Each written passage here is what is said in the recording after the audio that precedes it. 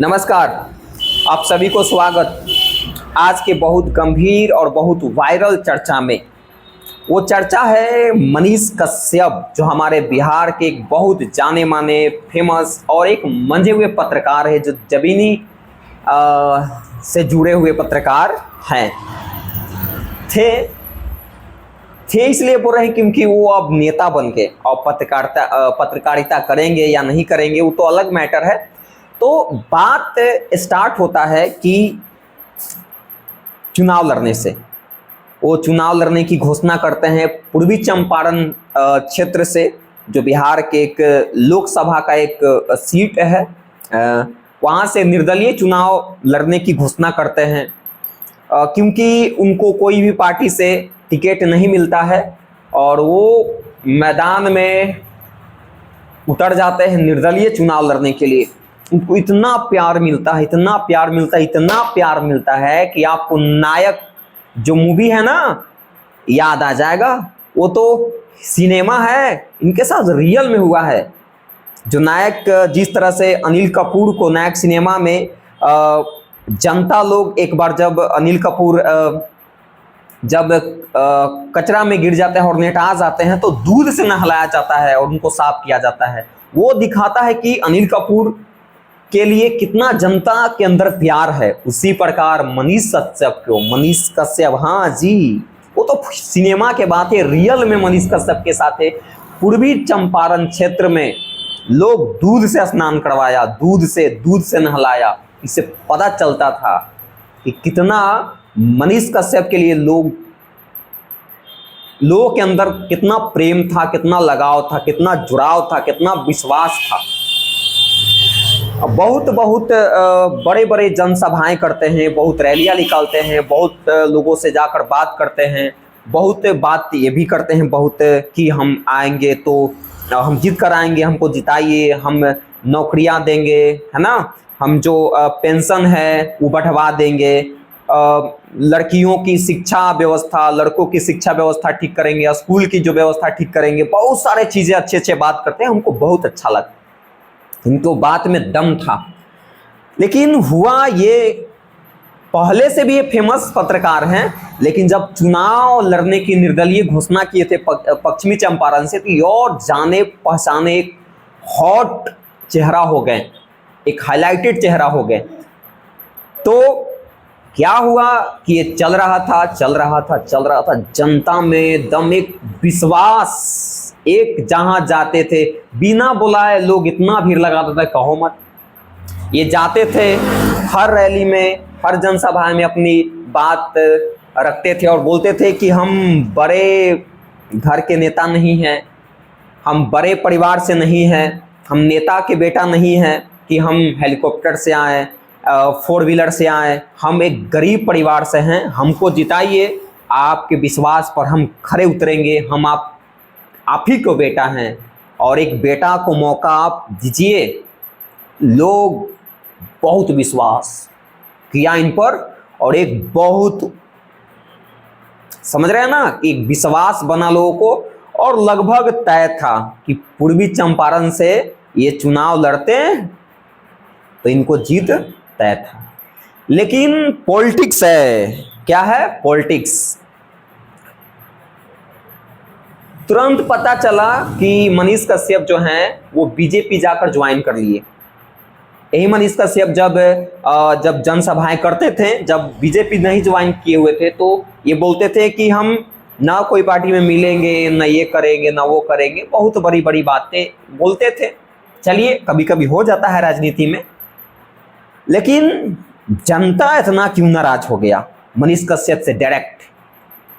इनको टिकट नहीं मिला था, इसलिए निर्दलीय चुनाव लड़े थे और एकदम धुआं कर दिए थे, हालत रद्दी हो गया। बहुत हॉट सीट बन गया था पूर्वी चंपारण, बहुत हाईलाइटेड सीट बन गया था कि यहाँ से एक व्यक्ति लड़ रहा है जो निर्दलीय है, कोई पार्टी से टिकट इसको नहीं मिला है।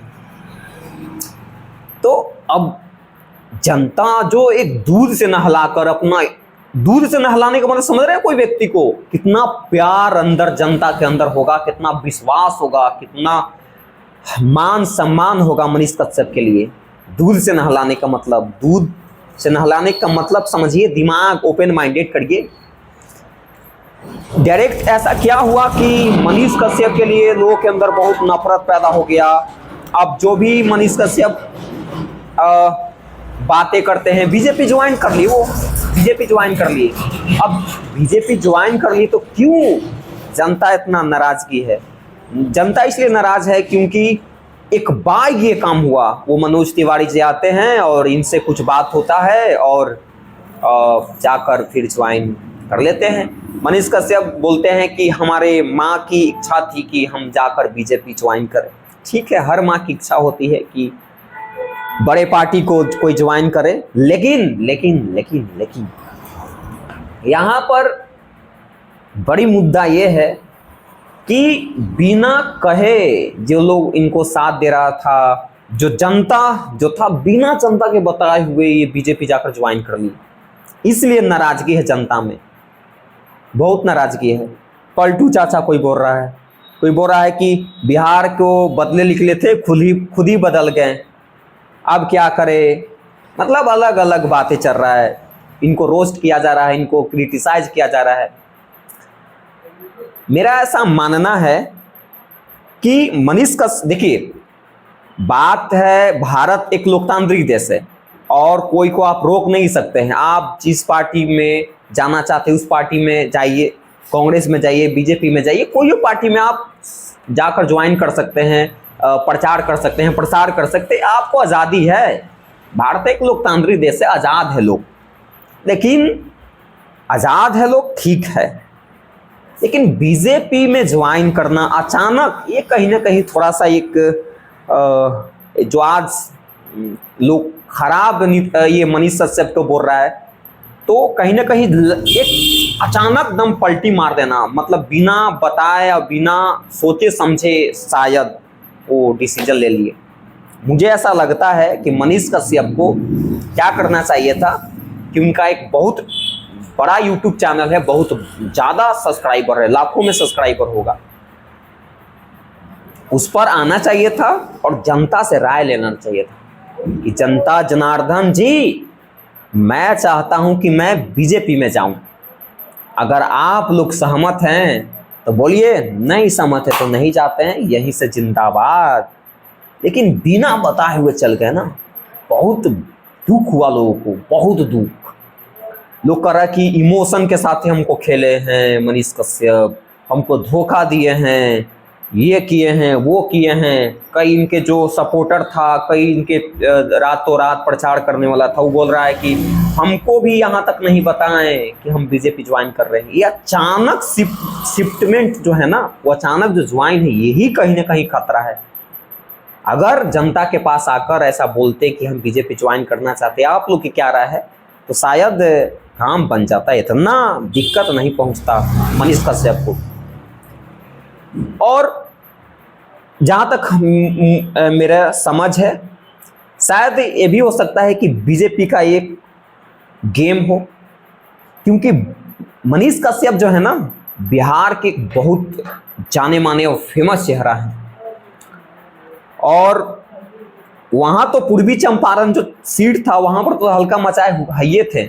अगर ये कर ले, शायद बीजेपी को ये भी हो सकता है कि वहाँ से साइड करवाना हो। मनीष कश्यप की ज्वाइन कर लिया, अब तो हम पर है टिकट दे या नहीं दे, अब तो लाजे, अब तो फिर पलटी मारेगा नहीं, ये भी तो हो सकता है। और एक और हम सोच पा रहा हूँ कि 2025 में बिहार विधानसभा के चुनाव है, और बिहार विधानसभा के चुनाव है, और मनीष कश्यप एक बहुत फेमस चेहरा है, बहुत जाने माने चेहरा है, और उस चेहरा अगर 2025 में जब उतरेगा बिहार के विधानसभा में, तो बीजेपी को फायदा हो, ये भी हो सकता है। और मनीष कश्यप को अगर इस बार अगर कोई सीट पर न चुनाव लड़ने के मौका मिलता है, तो 2025 जो है शायद उसमें एमएलए बनकर कोई मंत्री पद दिया जाए, ये भी हो सकता है। और मुझे ऐसा लगता है कि जिस तरह से मनीष कश्यप को रोस्ट किया जा रहा है, जिस तरह से क्रिटिसाइज किया जा रहा है, मनीष कश्यप बहुत पछताते होंगे। अब कमेंट्स देखते होंगे ना अपना वीडियो पर, अब तो वो शायद पछताते होंगे कि ये ब्लंडर हो गया, गलती हो गया हमको। ये हम इसलिए बात कर रहे हैं मनीष कश्यप के बारे में क्योंकि जब जब हम पॉलिटिकल साइंस पढ़ाते थे और जब जब वो चर्चा में थे पश्चिमी चंपारण सीट को लेकर, तो हम बात बताते थे कि देखो एक मनीष कश्यप पत्रकार है जो अपना दम पर, अपना बाहुबल पर अपनी एक निर्दलीय रूप में चुनाव लड़ रहे हैं। अपना बाहुबल कहने का मतलब ये नहीं कि बिना जनता के सपोर्ट के कोई जीत जाएगा, मतलब मेरा कहने का मतलब समझिए कि निर्दलीय चुनाव लड़ रहे थे, कोई पार्टी से सपोर्ट नहीं मिल रहा था, कोई पार्टी से टिकट नहीं मिला हुआ था, तो हम इसलिए बोलते थे। और हमको फुल विश्वास था कि पूर्वी चंपारण से मनीष कश्यप चुनाव लड़ते तो एमपी तो बन ही जाती, तो श्योर था। लेकिन भगवान जाने अब उनको माइंड में क्या चला, उनके मम्मी के माइंड में क्या चला, और क्या बीजेपी जो पार्टी है उनके बीच क्या बात हुआ क्या, तो ये तो भगवान जाने। और मेरा कोई दुख तकलीफ ज़्यादा नहीं है मनीष कश्यप से, हाँ, लेकिन जनता होने के नाते कहीं ना कहीं थोड़ा सा तो दुख है कि उतना लोगों को जो भरोसा था मनीष कश्यप पर, डायरेक्ट एकदम एक झटका में ऐसे कर दिए। तो करते लेकिन सहमति से करते ना तो मजा आ जाता। कहते कि जनता जनार्दन जी, हम सोच रहे हैं कि बीजेपी ज्वाइन करके काम करे, तो जनता अपने जवाब देती। चलिए, तो अब अपना राय बताइए कमेंट्स करके कि क्या सही किए, क्या गलत किए, इसमें क्या करना चाहिए था। तो चलिए, जय हिंद, जय भारत।